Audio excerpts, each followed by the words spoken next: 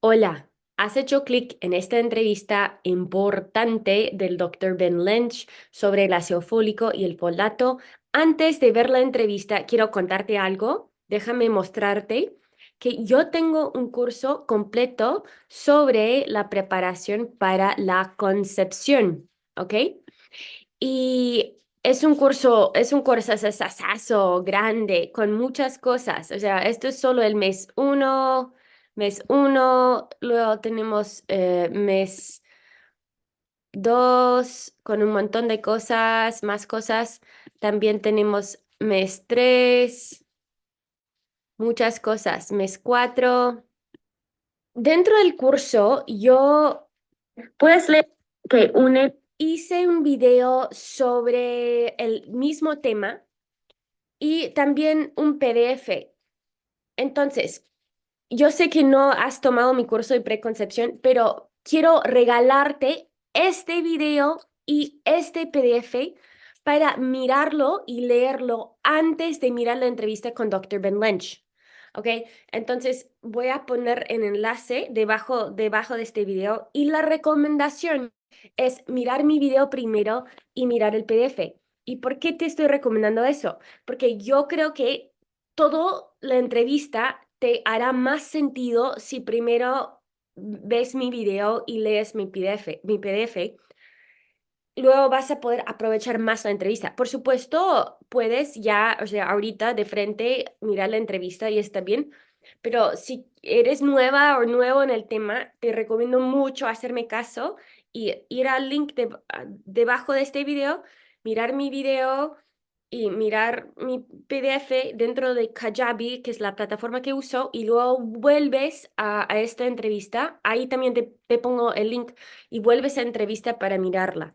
O puedes mirar esta entrevista primero y luego ver mis cosas y regresar a esta entrevista, ¿no? O sea, como tú quieras, pero quiero ofrecerte esto porque es un tema muy, muy importante. Tiene que ver con la salud, pero específicamente la salud durante el embarazo, la salud de mamá y de bebé.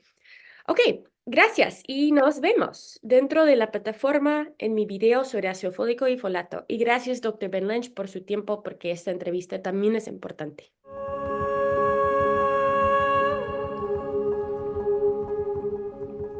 Hello and welcome to Yo Soy Pachamamista channel. Today we have the privilege of speaking with Dr. Ben Lynch about some very important topics on methylation, on MTHFR gene and the enzyme, on folate and folic acid and the differences between those two.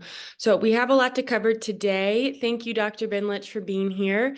Before we start, I wanted to give you the opportunity to talk about who you are and all of the things that you learned and studied and experienced as a person to be who you are today and to share what you're sharing with the world. Oh my. Well, yeah. Thank you, Katie, for the invitation to be here and support your audience. It's always awesome to get the information out and to people who want to hear it. Um, so who I am and what do I do? Well, I've evolved into an individual who um, really uh, cares about getting the right information to people who really are seeking it. And I am a licensed primary care health professional in Washington State. And a specific doctor that I am is a naturopathic physician. I graduated from Bastyr University with my ND, and that was 5 grueling years. And then I did my undergraduate work at the University of Washington with cell and molecular biology. And in high school, I fell in love with biochemistry my junior year, and I never looked back at that point. It's interesting how you go through high school and your classes and you kind of just do the work, and then when I went to biochemistry, I sat down the first couple days and I was like, wow, this is better than Legos. uh, so I fell in love with that, and I had a really good professor, which also makes a huge difference. And so, what I've done since is, since I really enjoy researching and learning how the body works and identifying how it gets broken, I want to provide solutions for people. And so I wrote the book Dirty Genes, authored that, I think 2019 or 2018. And it's still doing really well. It's translated in Spanish, by the way. And so, yeah, I own a supplement company and got 3 boys and married 23 plus years. And here we are. Here we are, and we're talking about some things that I think are very important, especially to the Spanish speaking world. I mean, to everybody, but definitely to my audience for sure. I would start out by saying, if we are let's say we're in a room of people who know all about functional medicine, and we were to ask them, can you name a gene? I think that the only gene a lot of people would be able to name is MTHFR. Wow. And Yeah. And I'm wondering, why is that particular gene so important? Like, why is that particular gene so important to us? Why is that the gene that we know? Yeah. I loved how you framed that. Well done. MTHFR was actually the first gene I ever encountered personally and professionally. I received a question from an individual about bipolar disorder. I don't know, but sometime back in 2011, and I threw it in the National Library of Medicine, also called PubMed. And so I typed in, and I knew there was something associated with folate.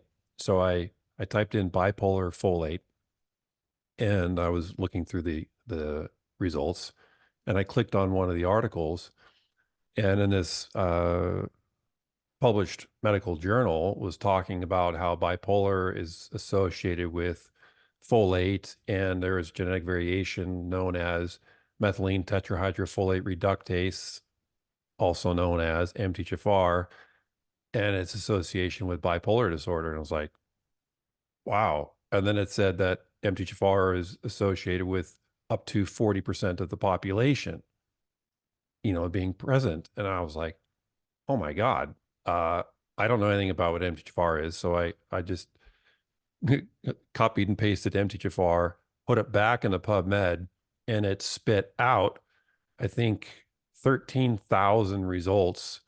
And the titles of these research papers: MTHFR and its association in the Mexican population for cardiovascular disease, MTHFR in the French population for pregnancy loss, MTHFR in pulmonary thrombosis in the Italians, MTHFR frequency in spina bifida. And I was like, oh my God, this is crazy. And I was like, well, what the hell does this gene even do? What's its function if it's associated with all these different things: pulmonary health, lung health, heart health, brain health, on and on, pregnancy health, fertility health, infant, development. I was like, okay, this thing is serious. So I looked up, what does MTHFR do? Since we know it's a gene, there's about 18,000 genes in the human body. MTHFR is one of them. It stands for a complex term, which is known as methylene tetrahydrofolate reductase, which basically describes nerdy biochemists what that does.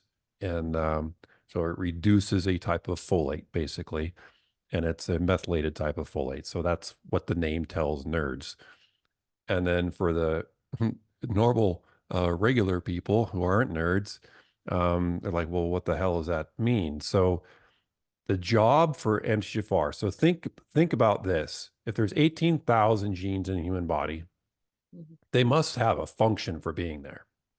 So don't freak out about, oh, I don't know anything about genetics. I don't know anything about enzymes. I don't know anything about biochemistry. Genes have jobs to do. Genes produce things which then perform various functions in your body. That's it. That's all you have to know. The next step is, okay, what's the specific job that my MTHFR gene has? Your specific MTHFR's job is to produce your body's number one form of folate found in your body. And that form of folate, surprise, is called methylfolate. And think of the gene's name again: methylene tetrahydrofolate reductase. So it transforms one type of folate into the body's most active form of folate. And it's the last step in a long, complicated chain of enzymatic steps. And since methylfolate comprises over 80% of your body's folate, it's extremely important to have it functioning properly. So, and that is why it's associated with so many different health conditions today, because you use folate for development, you use folate for neurotransmitters, you use folate for cardiovascular health, you use folate for energy for your mitochondria to make ATP, you use folate to get rid of chemicals in your body. It's associated with everything. So that is why doctors know about it, and they should know about it more. That's why everyone else should know about it. And then this just leads on to numerous other questions, which I will stop rambling and wait for your next one.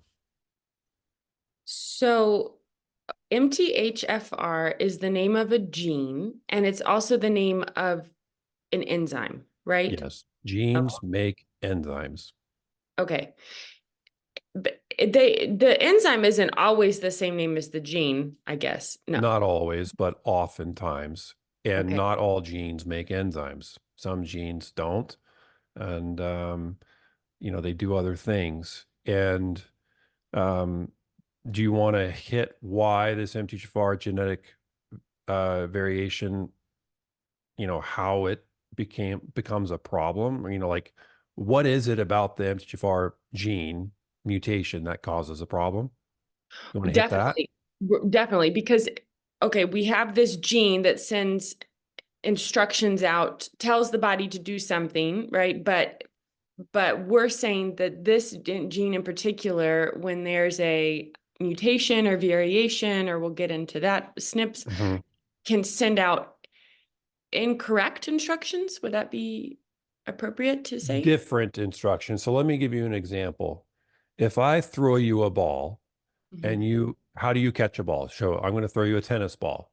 Show me the shape of your hand if you try to catch a tennis ball. Exactly. Okay. Now cross your thumb over to your pinky. Okay. Now, do you think you could catch the ball pretty well if I threw you the ball? No. It's going to be harder. It's still possible, but it's definitely harder.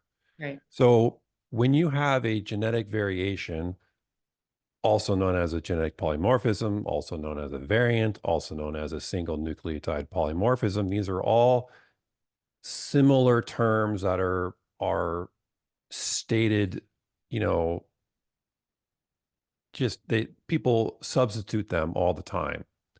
And they do have specific nuances about what their specific meaning is, but I'm not going to get into that, but just want you to know that MTHFR by itself is about, here, let me I should have pulled this up real quick, but it won't take me very long because it's actually really interesting. So there's a great website called genecards.org. And so if you go to Gene Cards and you type in MTHFR in the search bar, you get a bunch of mumbo jumbo. And what I want to share with you is an important point. Genes are made up of your DNA that you've inherited from your mom and your dad. Right. The MTHFR gene is made up of 20,733 pieces of DNA.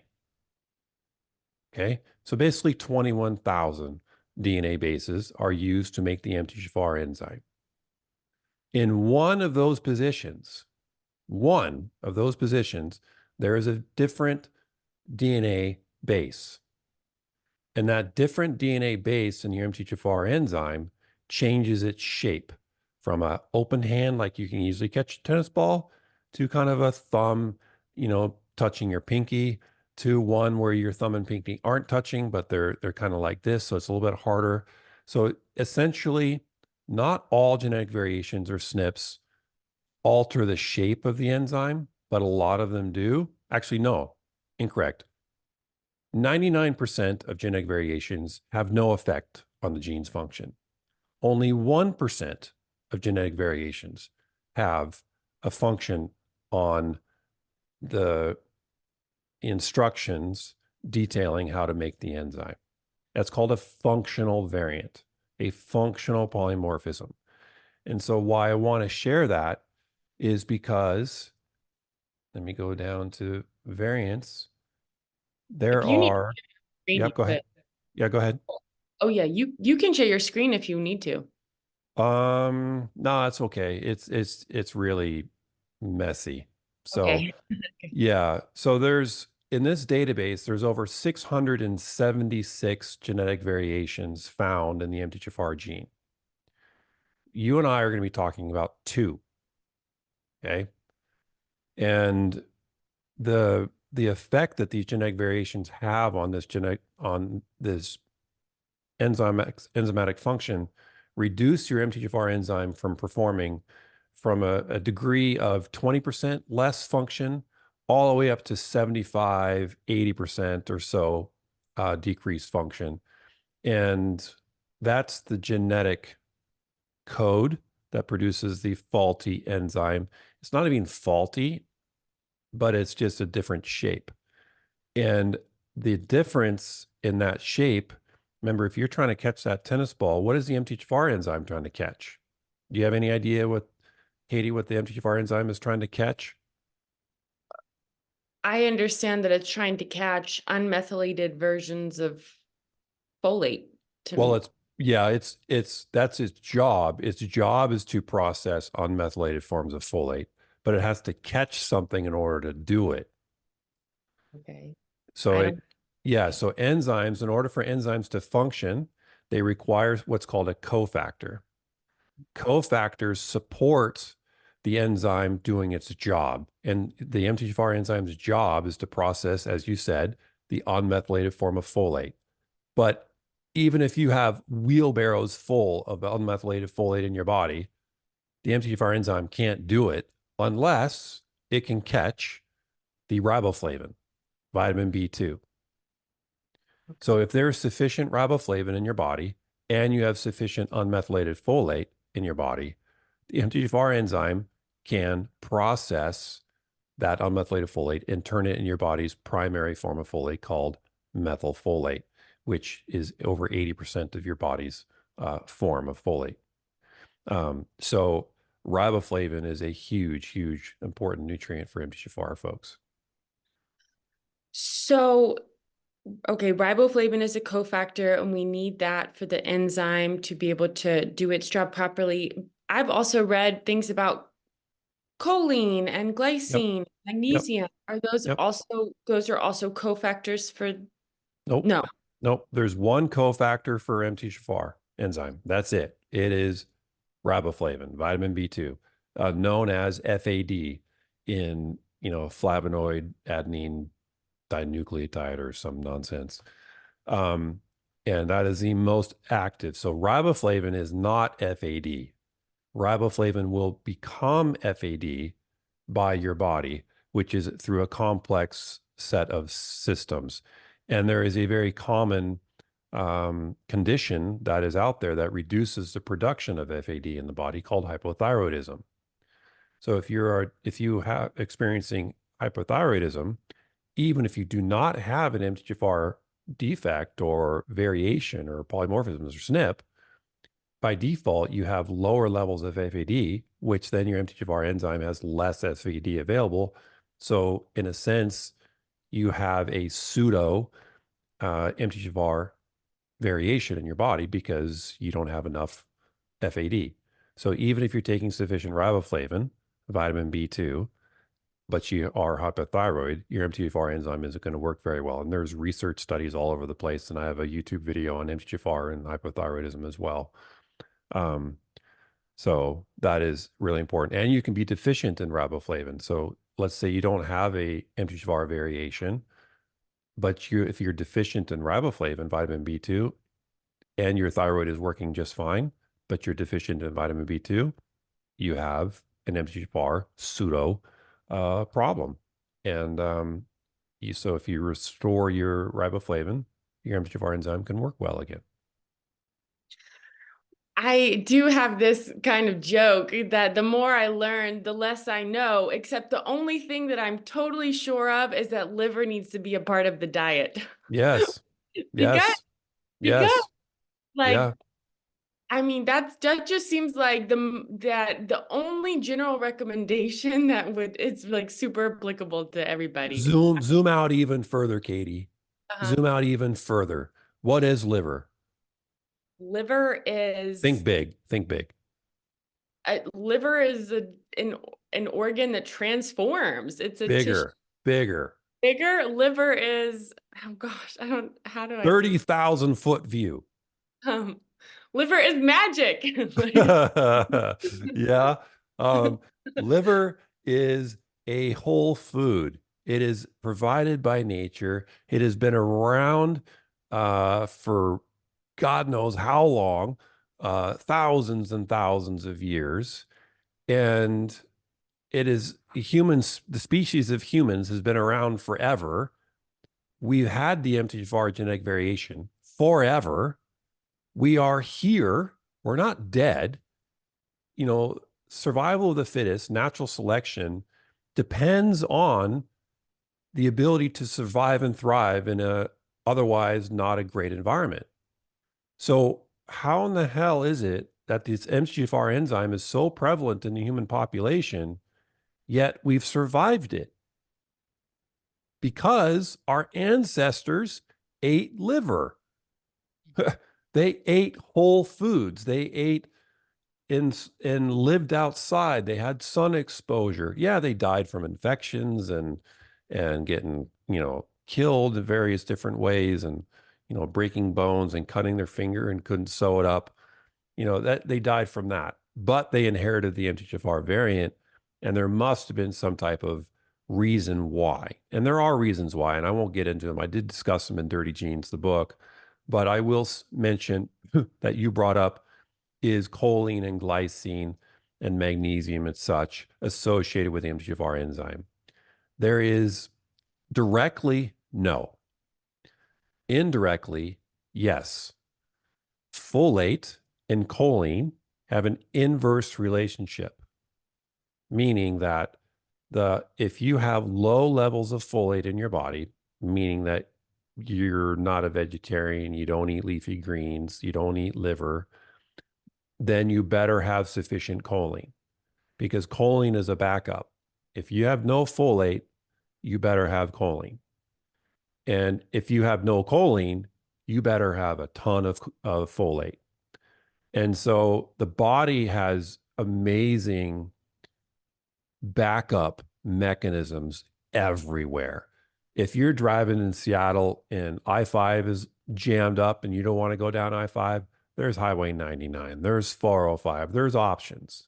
The body does the same thing. It's not stupid. We would be dead thousands and thousands of years ago and humans wouldn't be on this planet. So there are redundant systems in place.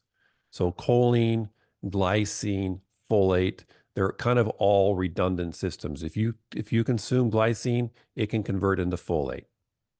It literally will convert into folate.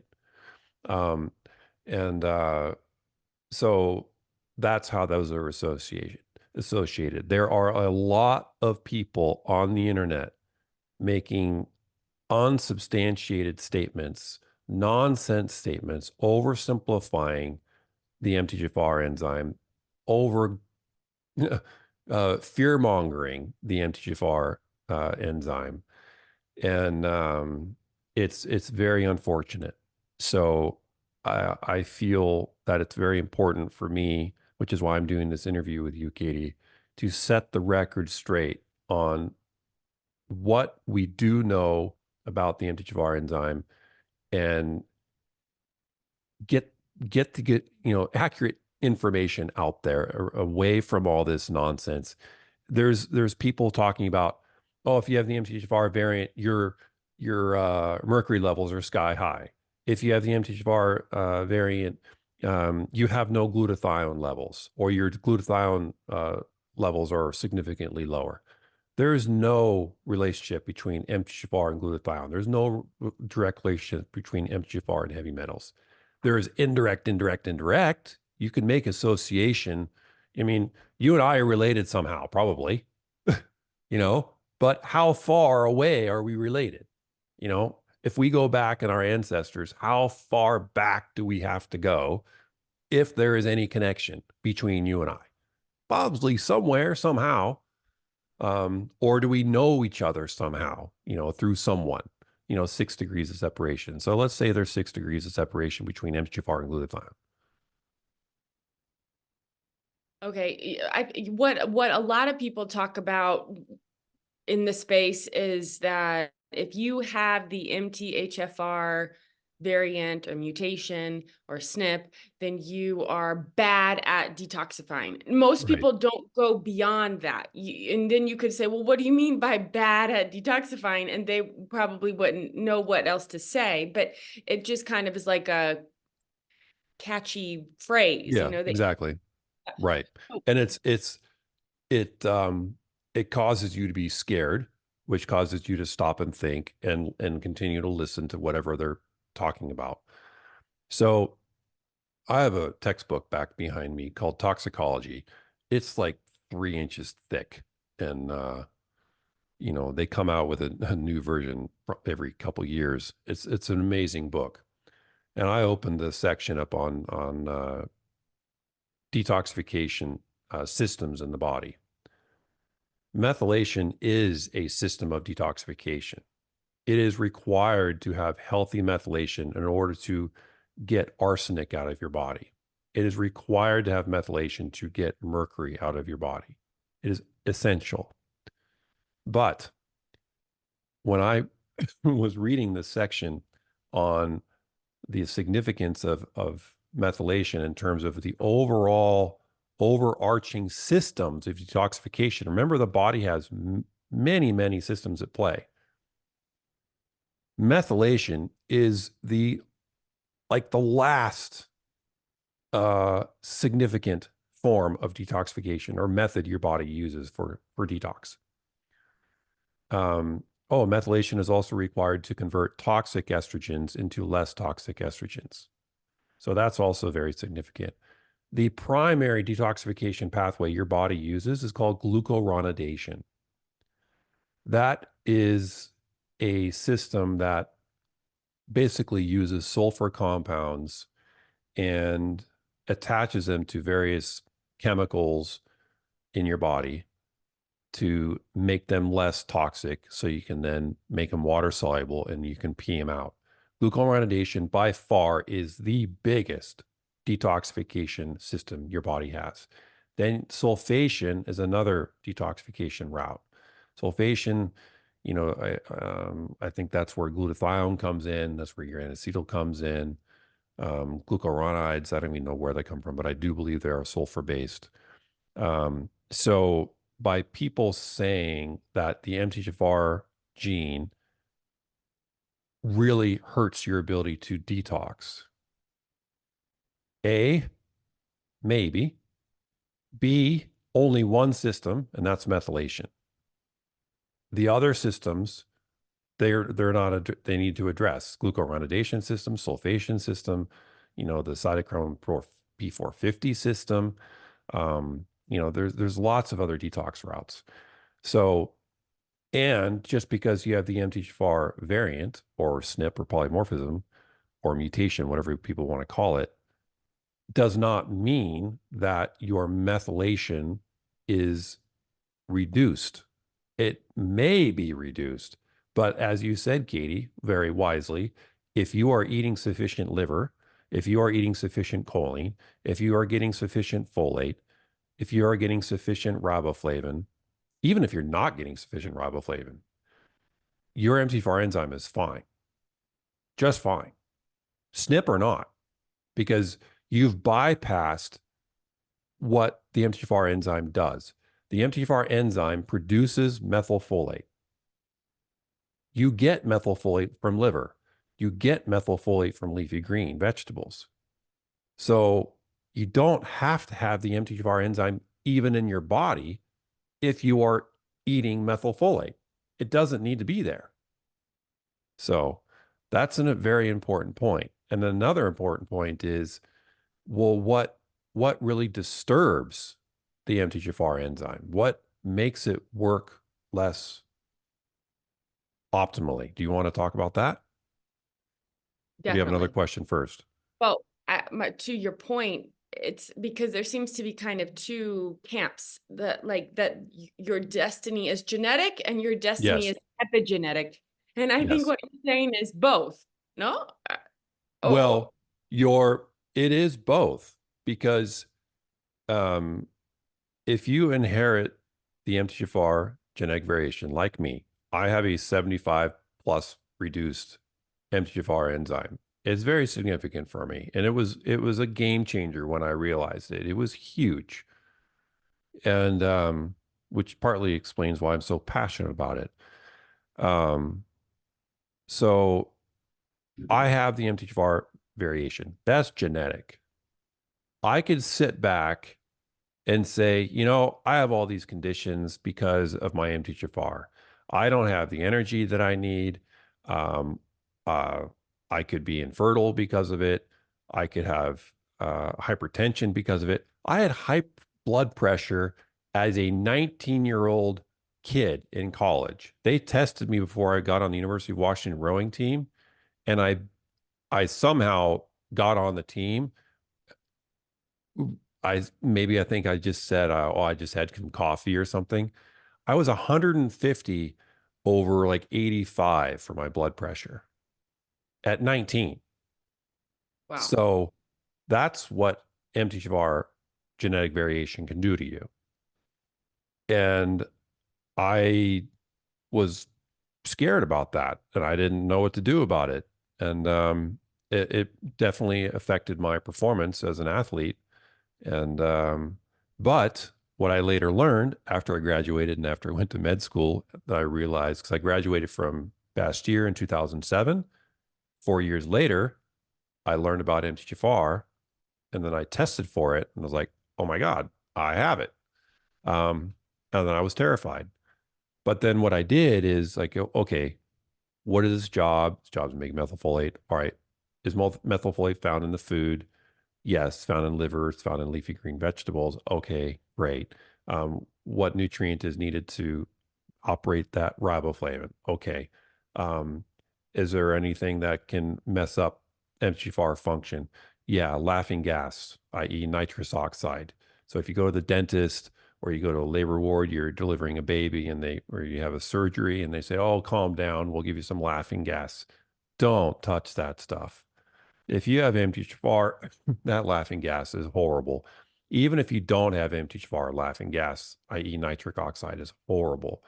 There's the only function nitrous oxide has, or laughing gas, is to calm you down. It's called an anxiolytic. It just relaxes you. That's it. It doesn't take away pain. It doesn't, it's not an anesthetic. It just calms you down. There's lots of things you can do to calm yourself down. So I have a whole article on that on mthfr.net as well.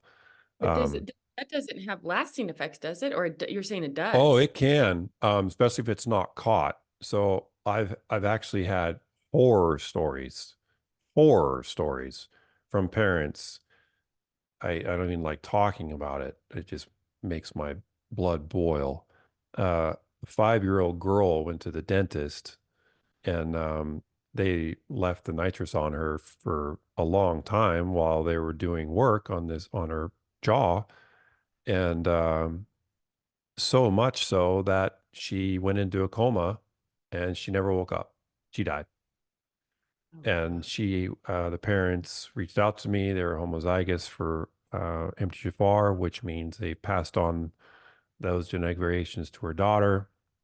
A child is very susceptible to laughing gas because children are also very susceptible to folate deficiencies and B12 deficiencies. Why? Because they're growing so damn fast.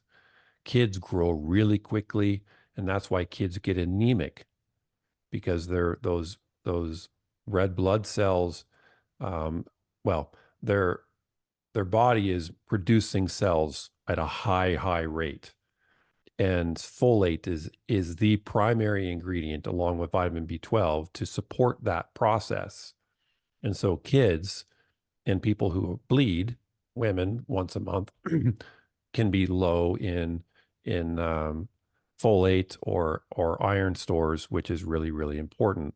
And so people who are deficient in B12 and folate, especially the elderly as well, they can be having lasting effects. And there's all sorts of research papers on MTHFR and laughing gas. And I've gone to multiple dental conferences and talked about this. And I actually looked at the audience of doctors, of all these dentists, and I said, who's primarily at risk for nitrous oxide? And they raised their hand and said, the elderly, none of my patients. And I said, no, you are, all of you sitting here, because you are exposing yourselves to nitrous oxide every single day, all day long. And you and the nursing staff are at high risk. So get that crap out of your office. Okay, so between 40 and 60% of people have at least one SNP in the MTHFR gene. So I guess I've always wondered, why don't we just treat it like everybody does? Like, why don't we just assume that everybody does, because it is so common? I guess that's what you're saying with it's better no nitric oxide at all, because we're going to assume that the patient walking in has a mutation. And why? And this is the concept of dirty genes. What is a dirty gene? A dirty gene is a gene that's not functioning very well. And a dirty gene has the ability to function well. It's not a broken gene. It's not a deadly gene.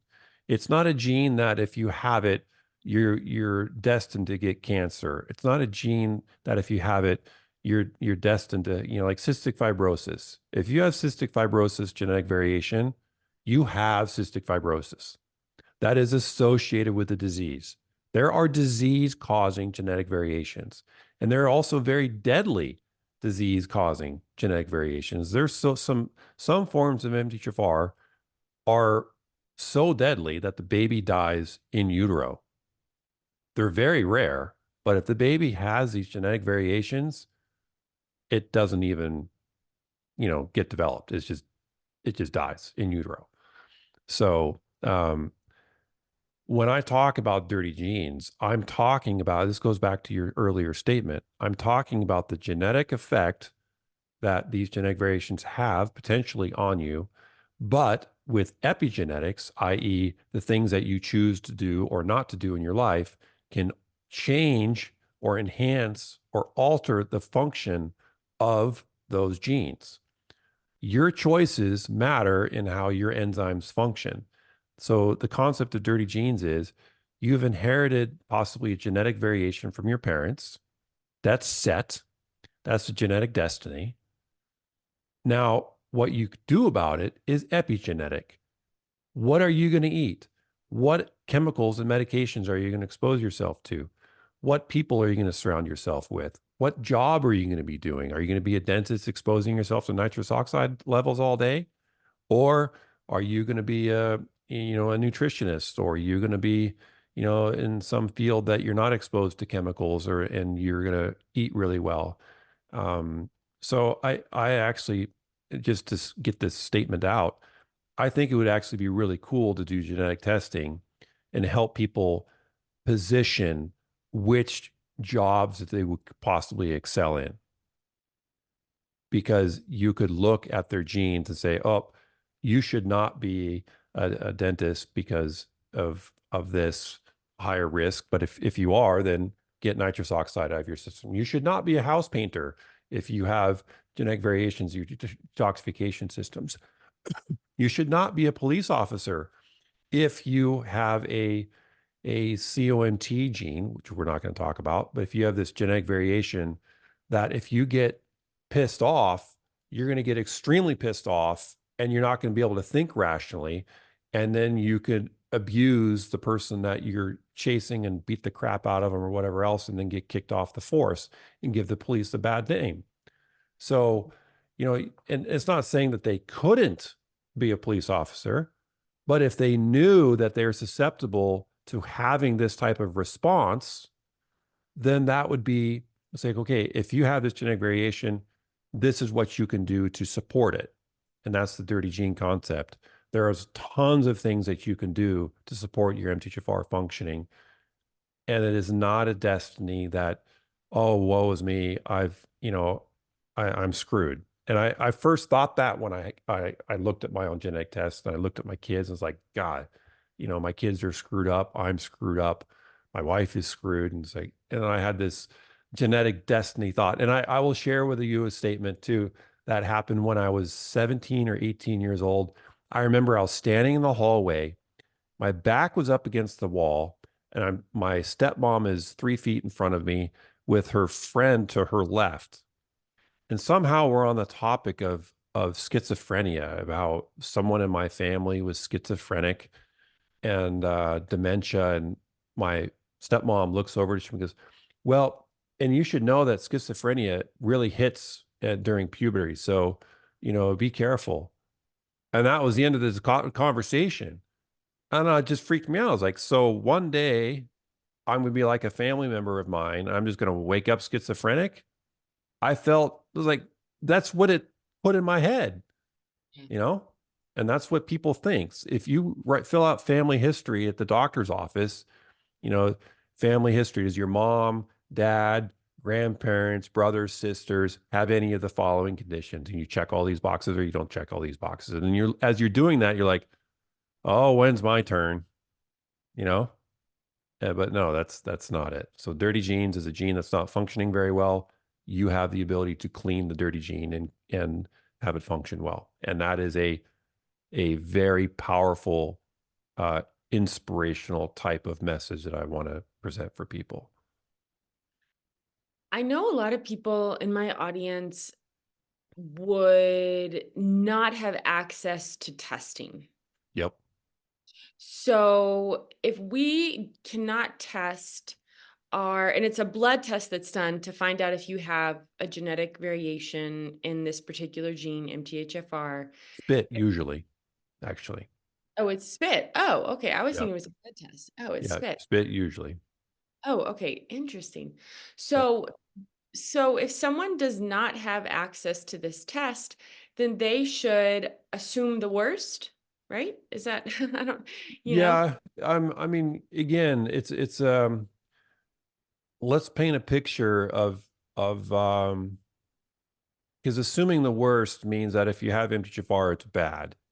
But again, we're here on this planet today. I have MTHFR. All my ancestors had MTHFR. I didn't just randomly acquire it. And so there must be some benefit to it. And so what is that benefit? I don't want to get into it. Doesn't matter.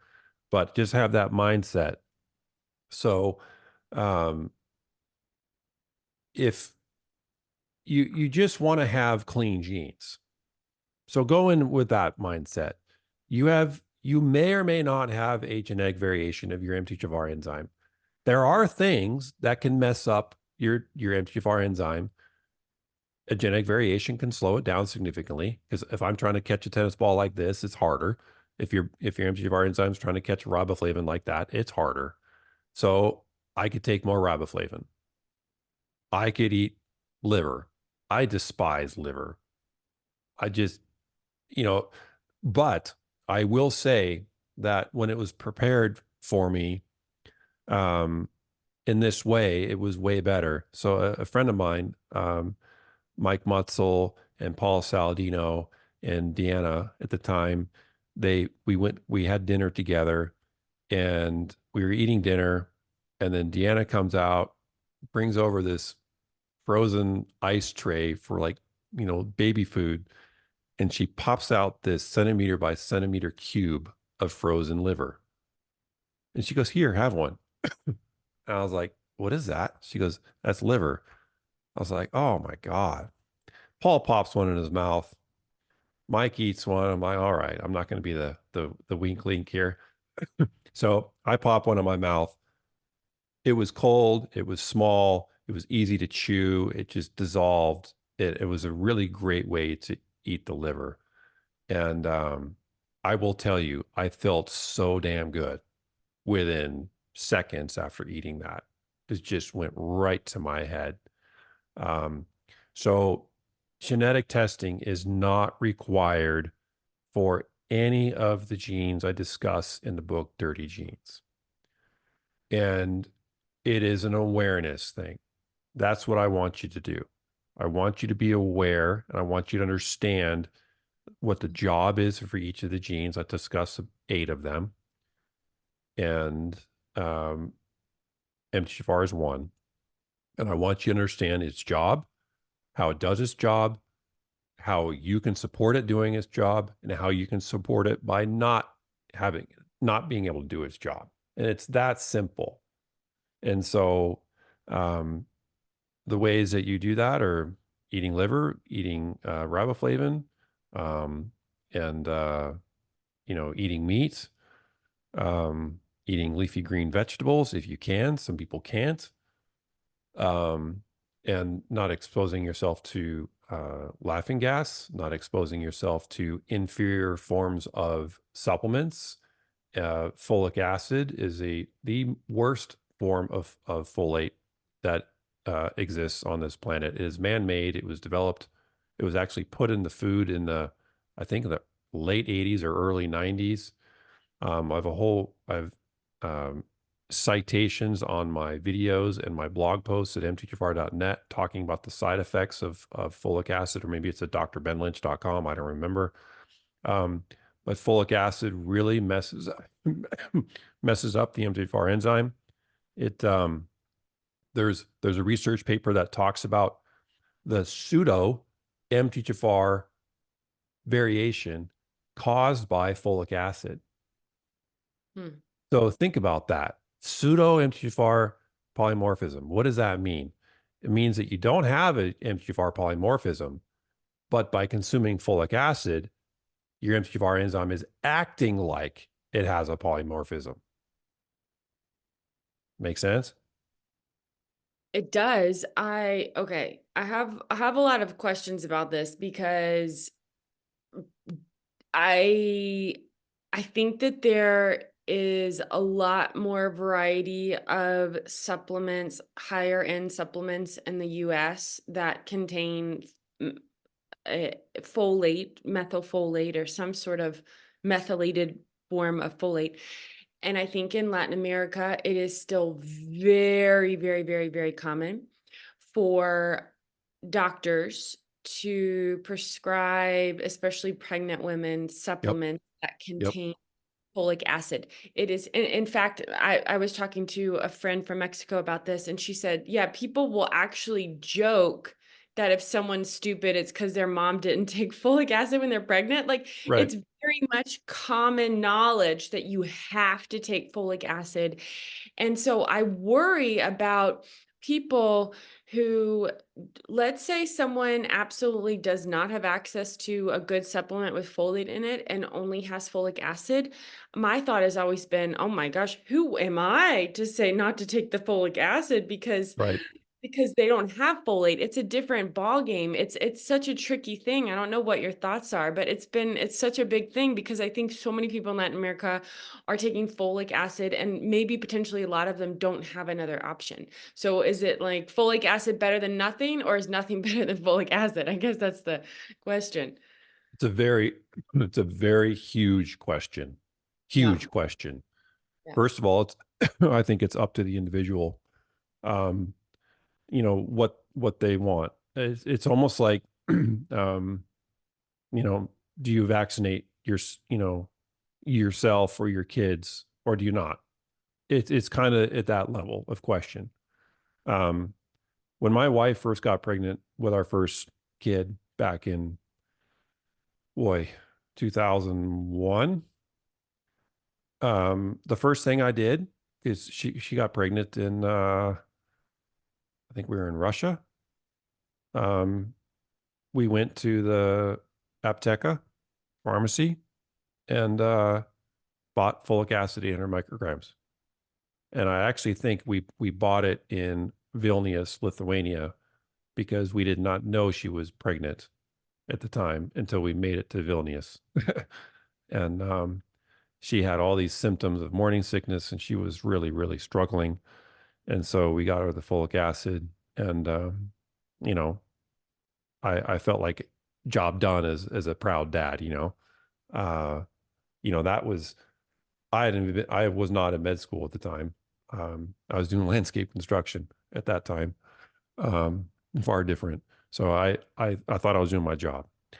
I've had patients who were, she was Chinese and he was Irish. Chinese also have a very high prevalence of MTHFR.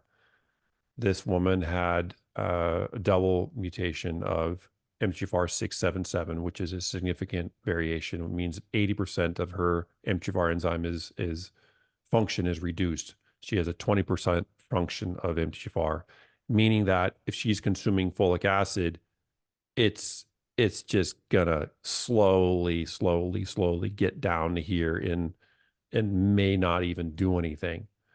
So she was told, since she had basically a miscarriage, that she was prescribed 4 milligrams of folic acid by her doctor. The RDA for pregnant women, meaning the recommended daily allowance a pregnant woman should be taking, is 800 micrograms of folic acid. That is the general default recommendation for all pregnant women, unless they've had a history of recurrent miscarriage. Then they are prescribed 4 milligrams of folic acid. That is today the recommendation.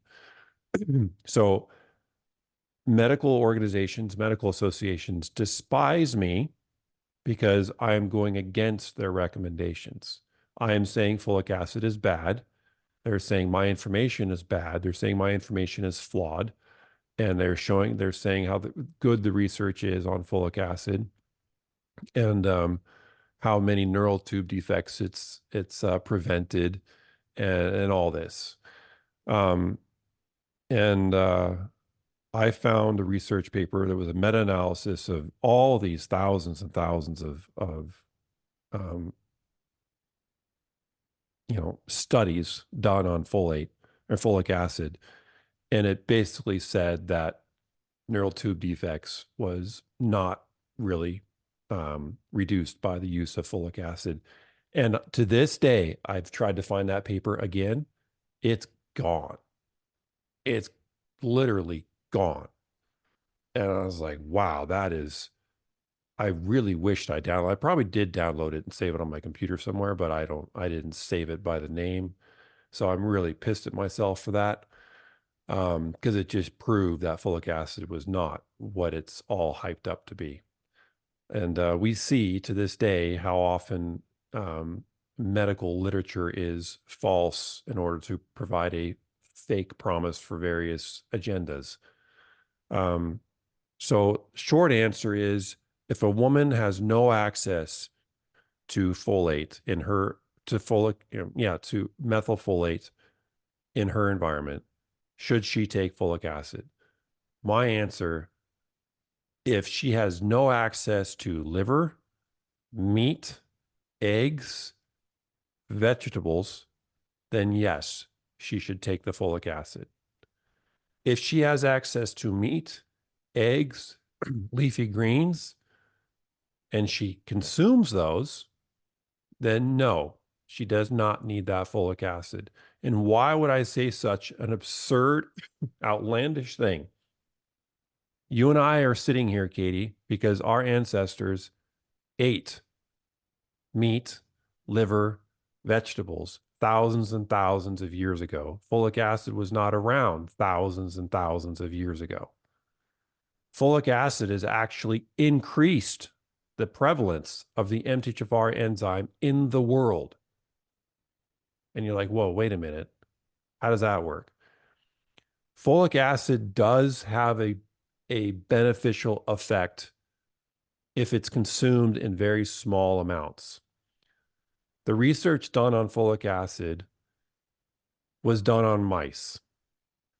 Mm-hmm. To convert folic acid, which is completely synthetic, which is completely not recognized by the human body at all, it has to go through an enzyme called DHFR. That's the first enzyme in the folate pathway. In mice, it's very quick very fast. It can work really quickly. It can process the folic acid into a more active form of folate, still not methylfolate, but still an active form of folate in the human body, which can do things. The human DHFR enzyme is very, very slow, way slower than a mouse's. It can only process about 200 micrograms of folic acid at a time. So if you are going to consume folic acid, only consume about 200 micrograms at a time. I could not tell you the duration that is needed, but I would say maybe, 200 micrograms in the morning, and then maybe 200 micrograms in the afternoon, but just space it out.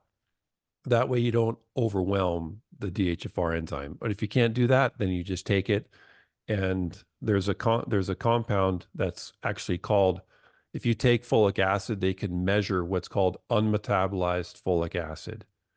Unmetabolized folic acid blocks your natural folate from doing its job. It's bad stuff. So lots of research on unmetabolized, no, not lots. There is some research on unmetabolized folic acid and how it blocks natural folates from doing their job. I haven't talked about this in so long. It just reminds me how bad folic acid is.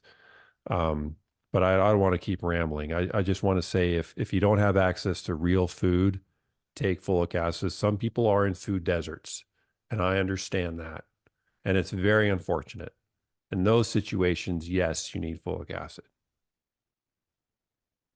Yeah, I think people, I would say lower income people in Latin America who are getting government subsidized food, a lot of that food is already fortified with folic acid. Yes. And now folic acid is being added to things like corn, because they found out that, well, Mexicans don't eat wheat like Americans do and Europeans do. So they fortified wheat with folic acid.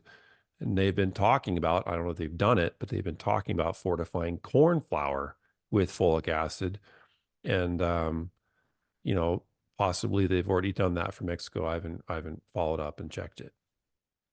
I don't know if there's something called maicena. It's like unfortunately, there's still a lot of people in Mexico that make real tortillas like nixtamal and all these, but a lot of people use maicena, which probably is an industrial product. I'm sure it has fortified. I'm sure I'm not sure, but I think it would probably have folic acid in there.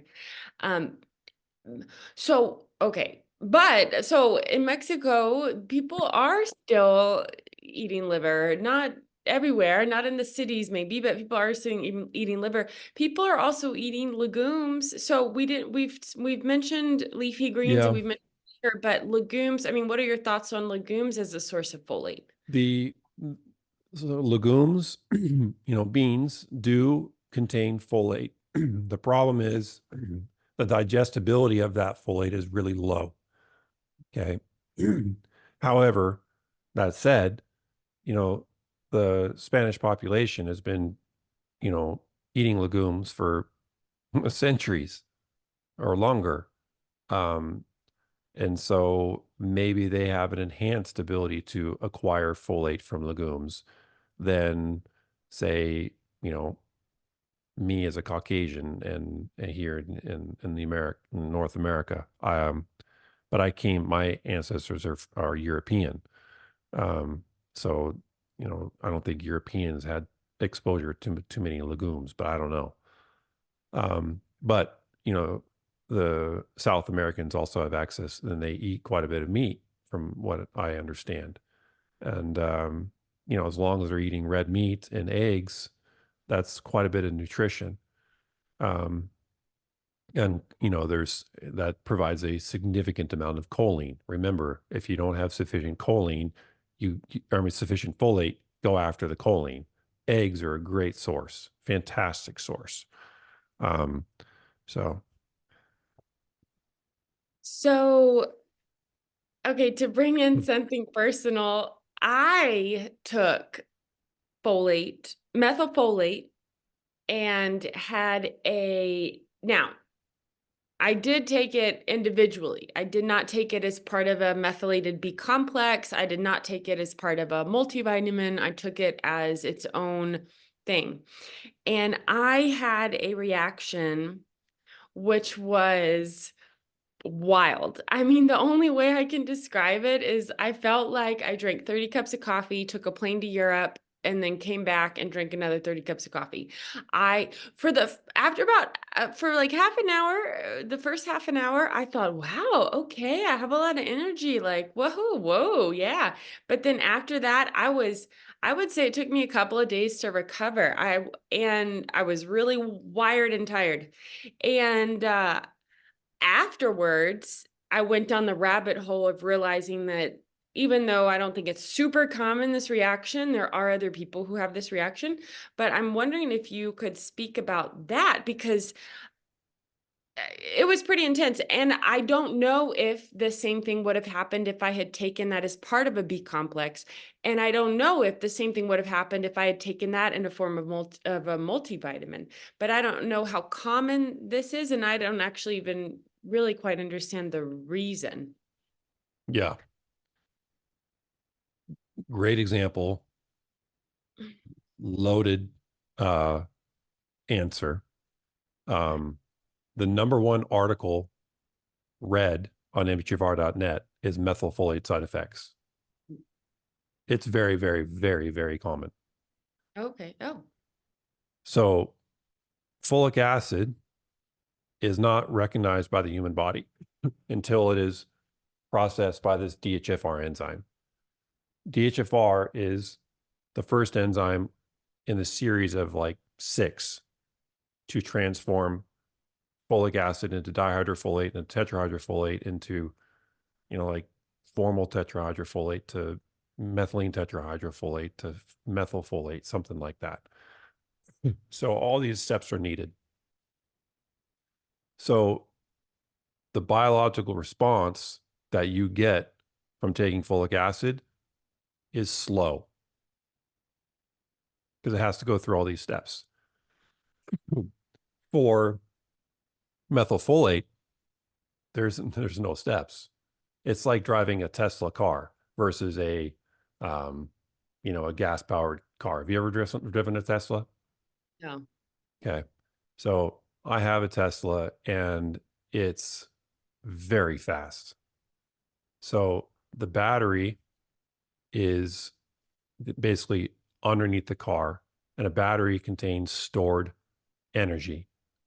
A gas car has to burn gas to convert it into energy in order for the engine to do its thing, right? So if you step on the gas pedal of a Tesla, it just goes, it releases energy.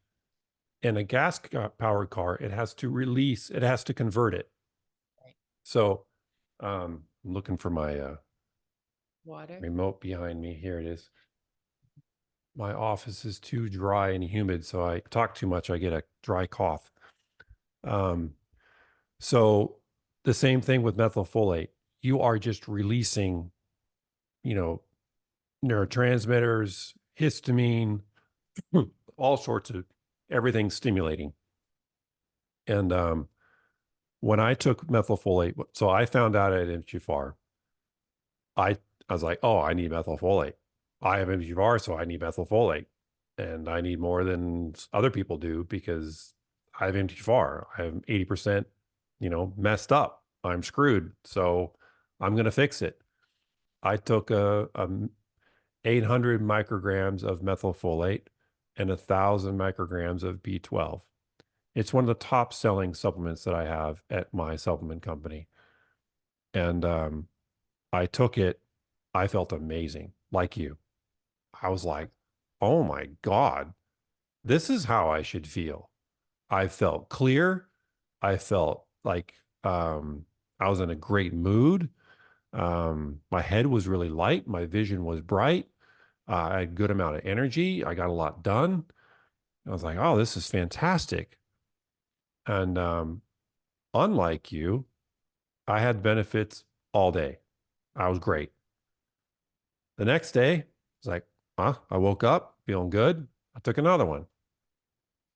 It's like, well, if it felt great yesterday, I felt I'm going to do it again.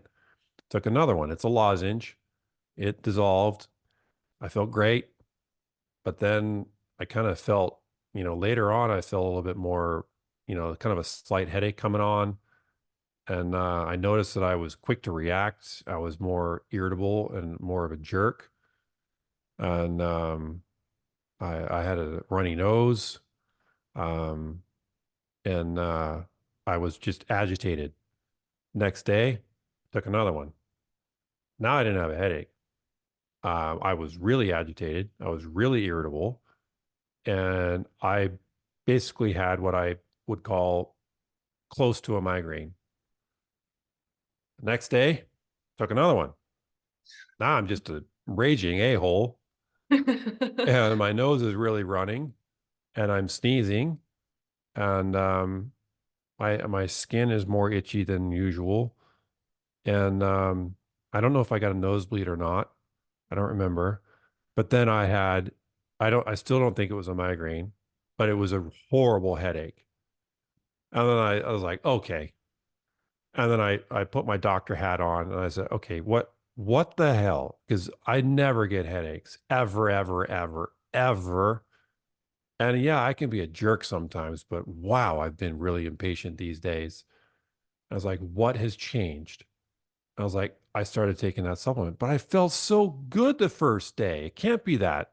But then you took it again and you still felt good. So maybe you took too much. You can't take too much of a supplement.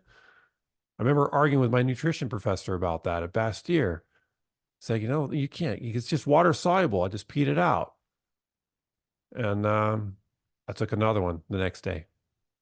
Yeah. So horrible again, even worse.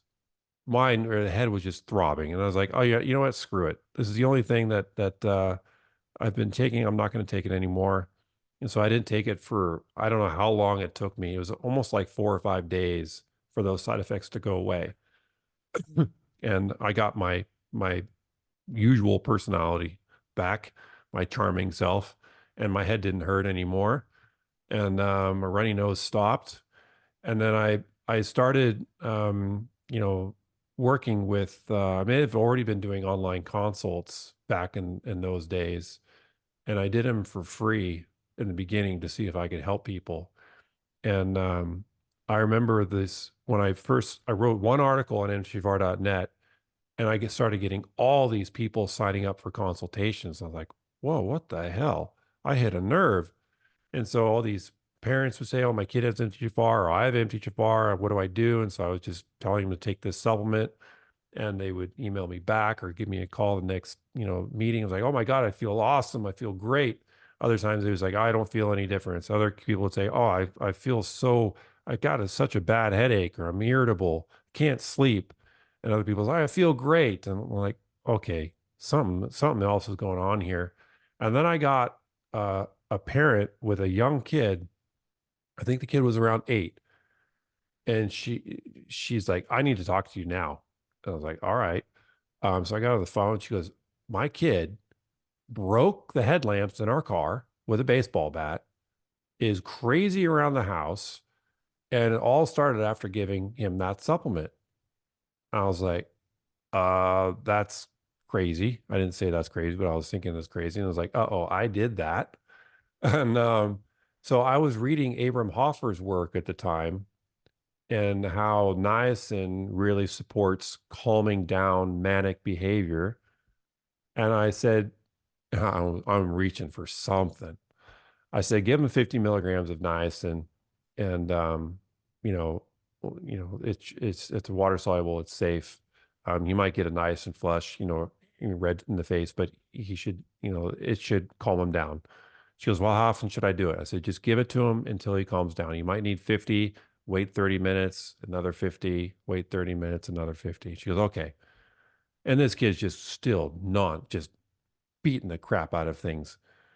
Gives him the niacin somehow. He calls me back. Yeah, that worked. I was like, how fast? She goes, 20 minutes. I was like, thank you, Abram Hoffer. And I was like, how in the hell did that work? And to this day, I still don't know how that works, Katie. I cannot give you the results or the answer that I want to give you. And I won't, but I will say if anyone gets side effects from taking methylfolate, A, stop, B, take niacin. The side effects will go away most often than not. Your side effects, were they, you took it just by itself? You didn't take a, I took it with oh, B12. methylcobalamin. Oh yeah, you Mhm. took it with B12. Yeah. Yeah. So, And it doesn't matter. So to go back to your point, if I take a multivitamin with 400 micrograms of methylfolate every day, or, oftentimes I would take a prenatal powder that I developed for women. Um, and because it was in a protein base and it was my breakfast, I would usually use half a scoop or three-quarters of a scoop because I couldn't do it every day. Otherwise, I'd get headache and irritable, and it would make my head kind of thick and heavy. Um, and I'd also notice that I would need more glutathione as well to clean it up. So it doesn't really matter if it's a B complex, multivitamin, prenatal, by itself. You still, regardless of what methylfolate is in, even if it's in an ingredients of 100 different things, you still can get side effects from the methylfolate for sure. The stuff is rocket fuel. oh wow. That's hard because, okay, if I had not taken it and had that reaction, then I would definitely seek out a multivitamin or a prenatal that has methylfolate. And if I wouldn't be able to pinpoint the, Well, let's back up a little bit. When you took that supplement of standalone methylfolate, how much was methylfolate was in it? Do you I, remember? it was your brand, Yeah. So it was 1 milligram. yeah, okay, yeah, which was too much, right? You took 1 milligram. So I Yeah. took one. So mine was, my combination was 800 micrograms, which is still a lot. Uh-huh. And, so yeah, either you took 800 micrograms or 1,000. I think it was 1,000. And, so 1,000, was it as a lozenge or a capsule? It was a capsule. Okay.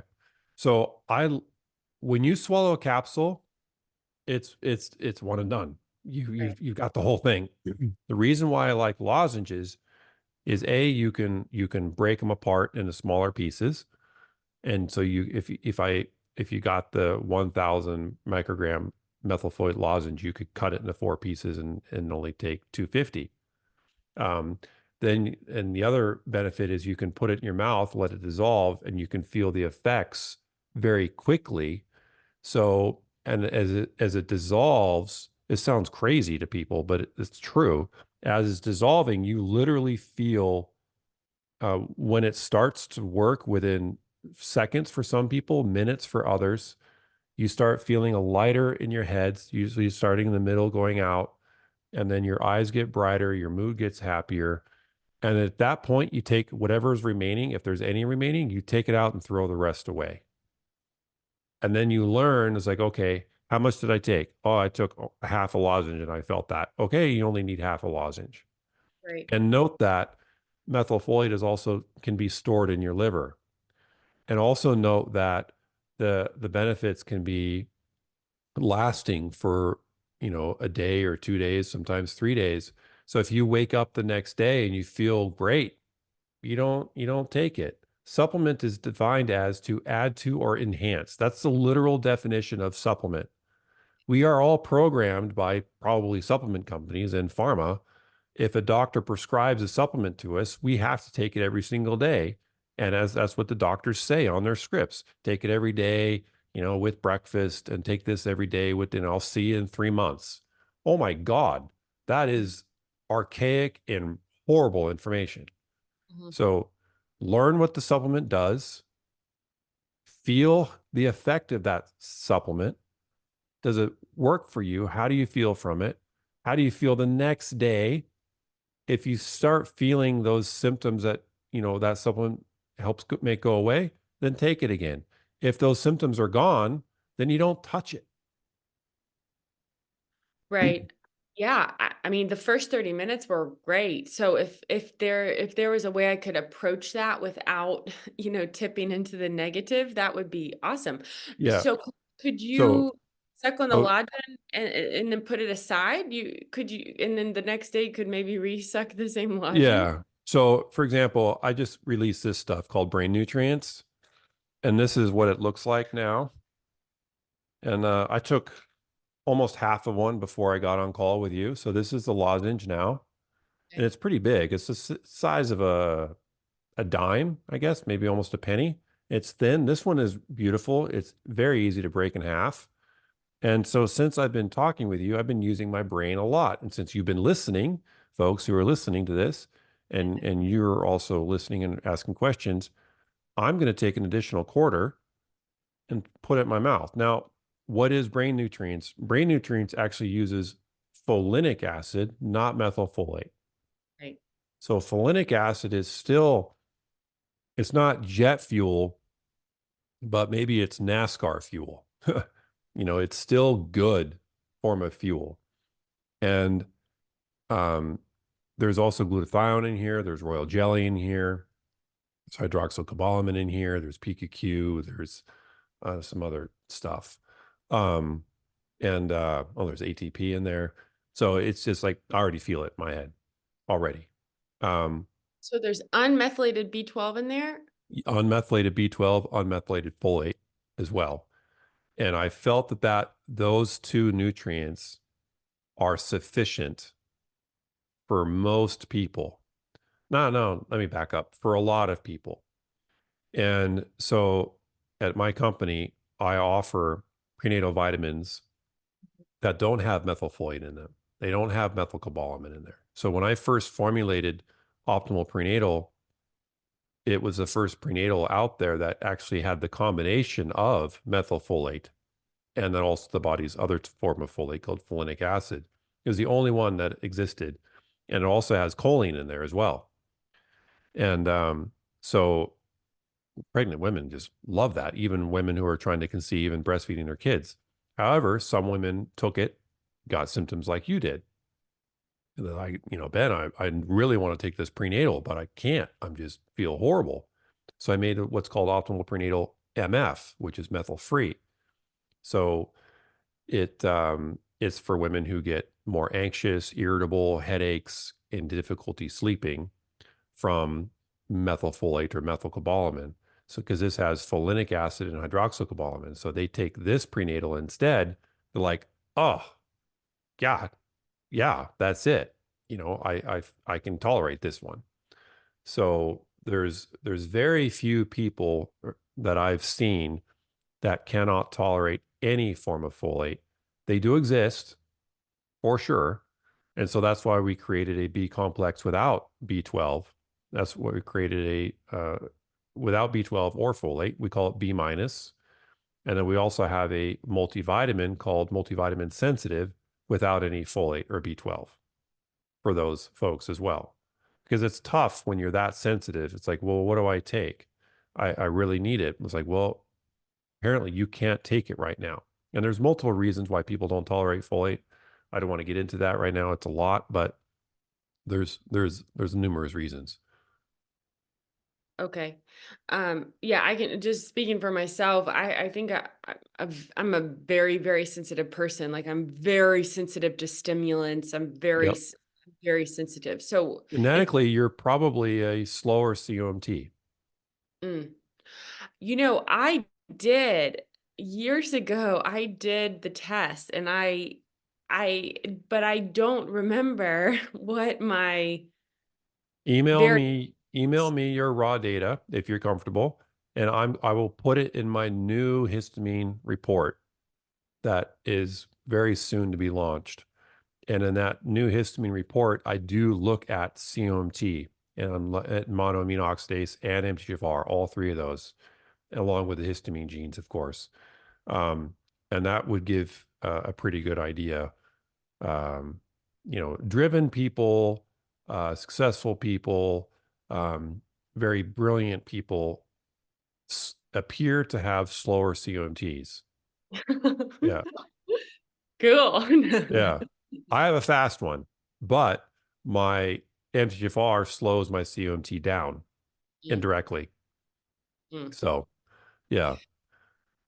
Okay, so another question for you as we near the end. On Mike Mutzel's YouTube channel, I watched an interview with a doctor.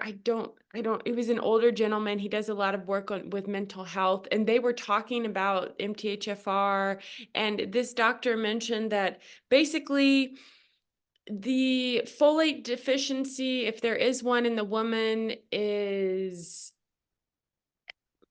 if once the baby's 7 weeks old, basically in the womb, he said too late, meaning the deficiency is important for the like rapid cell growth in the first 7 or so weeks of pregnancy, which of course leads to the conversation of why preconception nutrition is so important. But is that true? Because then I think to myself, well, why are these doctors in Latin America, for example, prescribing folic acid to women who come in, and I'm sure they're at least 8 weeks, if not more, pregnant once they realize they're pregnant a lot of the time. So I'm like, well, what is even the reasoning behind prescribing folic acid if the window of time I is hear you. past? I hear you. Yeah, it's a great question. And it's one I cannot give you scientific evidence for, but what I will say is window for what? Okay. So the neural tube does form early, very early. So yes, the baby you can miss the window of the neural tube formation. So in the neural tube, if you don't have sufficient folate, if neural tube won't be formed properly, then you can get, neural tube defects like spina bifida, and others. You can get midline defects. You can have an accessory nipple. There's Left palate also that? yeah, cleft palate, tongue ties. Um, you know, there's these things that are very early that yes, you will be late on. That said, there's still massive amounts of cell division going on. You're talking, okay, the neural tube, I don't know what it is. Maybe it's 7 weeks, like this guy says, or maybe I don't know what it is, but it's early on. And it might be, like you said, the woman doesn't even know she's pregnant. And and birth control pills are horrible because they actually deplete folate in the woman, along with B6 and other things. So birth control pills, when you stop your birth control pills because you want to get pregnant, you better immediately get on a very good prenatal vitamin, like the same day. Have the prenatal already in your house. In fact, be taking the prenatal while you're taking the birth control pills. I mean, just because those birth control pills are so bad. And if you don't want to get pregnant for a long period of time, then I would consider a copper IUD instead. Not a hormonal one, but a copper IUD. So those can be great. But yeah, so back to the statement. So the fetus is very, very small when the neural tube is forming. So at 7 weeks, I don't even know the size of the fetus. It's very small. And then you're going from a fetus at 7 weeks up to, 8 pounds or so of a formed baby. So you have 8 pounds of divided cells, multiplying like crazy. So those divided cells and adding to the form of this baby require folate. So thinking that you've missed the window and there's no reason to take a prenatal with additional folate after 7 weeks or 6, that's absolutely absurd. That's like saying that, oh, you might as well not even eat any food. It's it's absurd because there's so much else forming. You got the heart forming, you got the brain forming, you've got all these other things forming, you got hands and feet and toes forming. At whatever point at it, and think of it this way, at whatever point in utero development, if you were to look at a child with maybe a deformed arm or an extra finger or something wrong with their heart or something wrong with their brain, where in their developmental process was mom exposed to something or deficient in something? Bang, there's a problem in that baby. Mhm. So think of it that way. Yes, I'm a big advocate for preconception preparation. I think it's definitely a lost art. Yeah. And Yeah. And really, if I had my head on straight and I would focus, if I was a slow COMT, I would probably do this. I would just focus on preconception and pregnancy solely. I wouldn't get into electrolytes and brain health and all this other stuff, testosterone and all these, fitness supplements. I just focus on researching pregnancy along with Lily Nichols. Lily Nichols is amazing. She wrote Real Food for Pregnancy and Real Food for Gestational Diabetes, and she has a new book coming out. She's fantastic, but she just focuses on pregnancy. And here I am focusing on all these other things because like I said in the very first part of us getting online together, is I like understanding how things are supposed to work. I like understanding how things get dysfunctional and then restoring function. And in most things, there are dirty genes. We have to identify what the dirty genes are, how they got dirty, what those genes require, and then you can resolve it. So that's why I do what I do, because I have the ability somehow to resolve things that are unresolvable for most people. And so I do apply those skills, but it is so, so important to do preconception care, conception care, and breastfeeding, because breast milk is only as good as the nutrition of the mother. Breast milk is not best if the woman is not full of nutrients. Breast milk is actually garbage. So, the pregnant, woman breastfeeding has to continue taking her prenatal. And it's interesting to me, a lot of women don't know that they need to be taking a prenatal, or if they should be taking a prenatal while they're breastfeeding. I almost think I should have almost the same, not exactly, but almost the same supplement as optimal prenatal for breastfeeding women and call it breastfeeding nutrients. Mhm. And just to get rid of the confusion. It's like, oh, can I take this during breastfeeding? Well, yeah, you should absolutely take it during breastfeeding because nobody talks about it.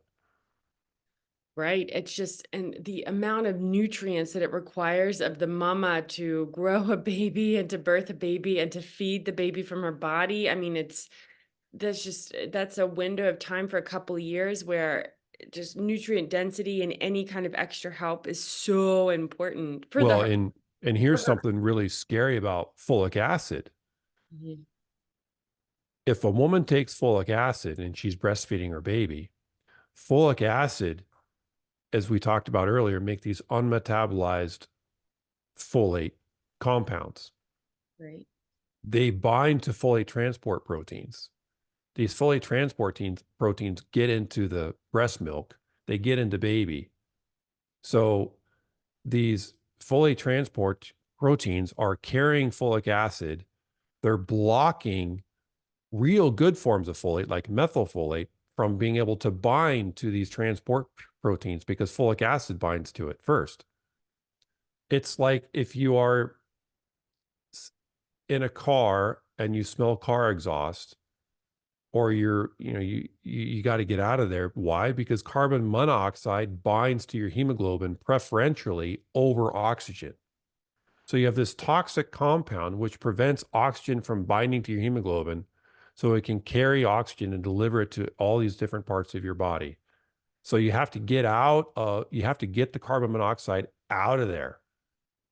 Folic acid blocks the binding site of the active forms of folate.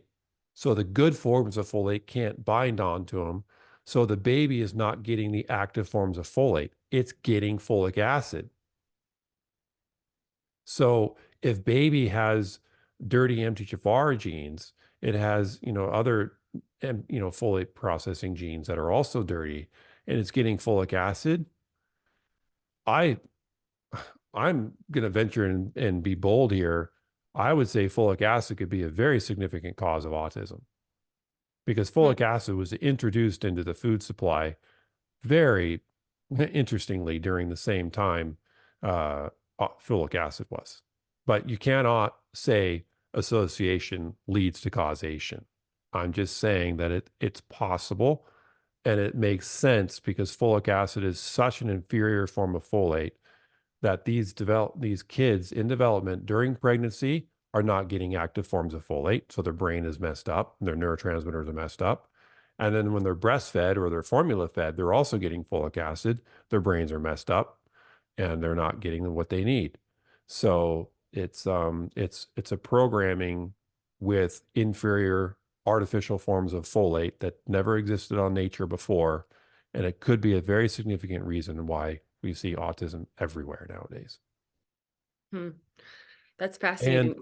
And autistic kids are, as I understand, are very high in the Mexican population. Yeah, that's fascinating. I have heard people speak a lot about accumulated folic acid in the body. I was just always wondering, where does it accumulate?